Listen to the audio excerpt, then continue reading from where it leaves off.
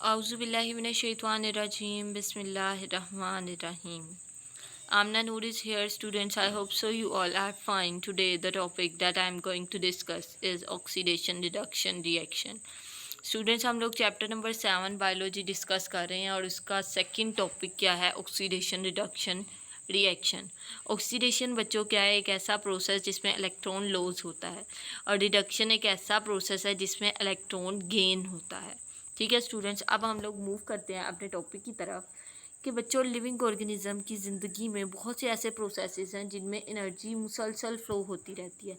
अब वो प्रोसेसेस जिसमें एनर्जी फ़्लो मुसलसल होती रहती है उनमें क्या है, एक्विजिशन मीन्स एनर्जी हासिल करना, ट्रांसफॉर्मेशन मीन्स के उस जो एनर्जी हासिल की है उसे चेंज करना अदर फॉर्म में। मीन्स लेट सपोज अगर हम लोग एग्जांपल कंसिडर कर लें, जो एनर्जी हमें मिली वो किसकी फॉर्म में थी, काइनेटिक एनर्जी, हमने उसे चेंज किया पोटेंशियल एनर्जी में, और बाद में उसी एनर्जी को दोबारा से यूटिलाइज़ किया डिफरेंट लाइफ प्रोसेसेस में, जैसे ग्रोथ में, मूवमेंट में एंड रिप्रोडक्शन में।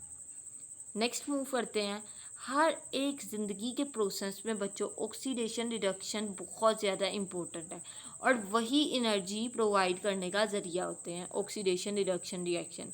अब बच्चों रिडॉक्स ऑक्सीडेशन रिडक्शन रिएक्शन को कलेक्टिवली रिडॉक्स रिएक्शन भी कहते हैं।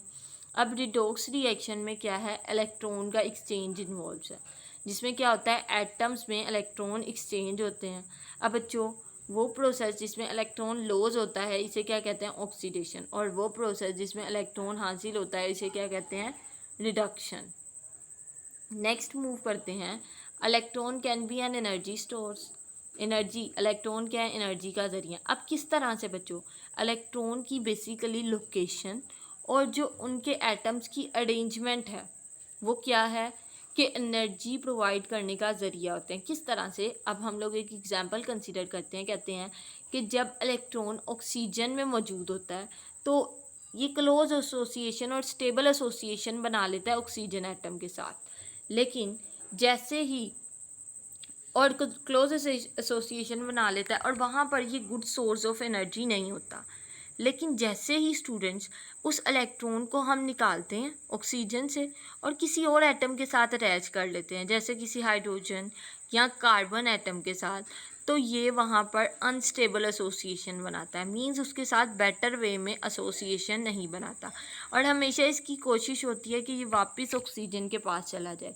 और बच्चों जब वो बैक टू ऑक्सीजन आता है तो कुछ एनर्जी रिलीज़ करता है, तो इस तरह से इलेक्ट्रॉन क्या है, एनर्जी रिलीज़ करने का ज़रिया बन जाते हैं।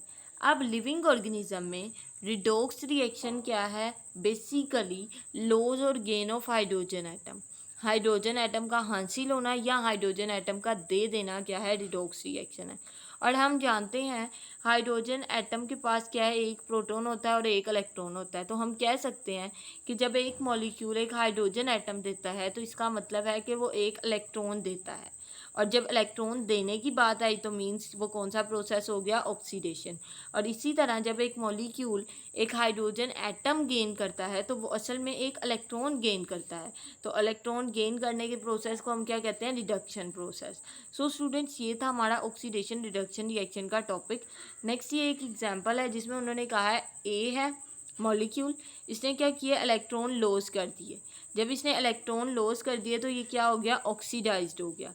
और दूसरी तरफ बी मॉलिक्यूल है, उसने क्या किया, इलेक्ट्रॉन गेन किए हैं, जो ए ने दिए थे वो बी ने एक्सेप्ट कर लिए, तो जो बी ने एक्सेप्ट किए तो बी क्या हो गया, रिड्यूस्ड हो गया।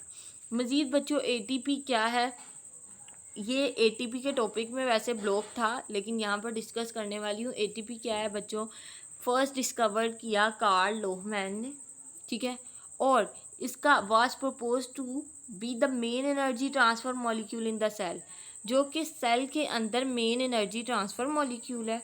और बच्चों कार्ल लोहमैन को एटीपी की डिस्कवरी के बाद नोबेल प्राइज़ भी मिला, ठीक है, और fitters lip by the Nobel prize winner fitters Lipman in 1941। So students, ये था हमारा टॉपिक। आई होप सो आप लोगों को क्लियर हो गया होगा। If there is any problem you can ask in the comment section. Thank you so much. अल्लाह हाफिज़ and please subscribe my channel.